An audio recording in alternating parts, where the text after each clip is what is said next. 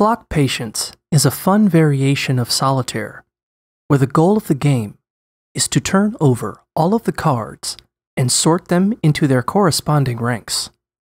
To play, start by dealing out a deck of cards into 12 piles of 4 in a clock formation. There should be one pile for 1 o'clock, one pile for 2 o'clock, one pile for 3 o'clock, and so on. Place the rest of the cards in the middle of the circle.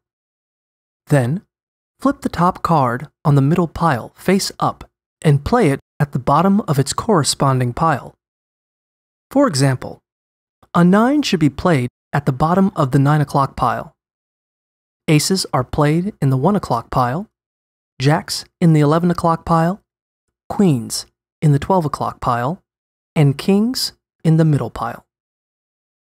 Once you've played the first card, flip the top card on that pile face up and play it in its corresponding pile.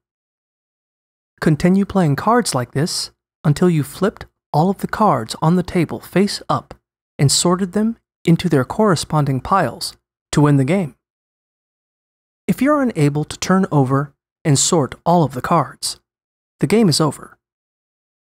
Winning Clock Patience is totally up to chance.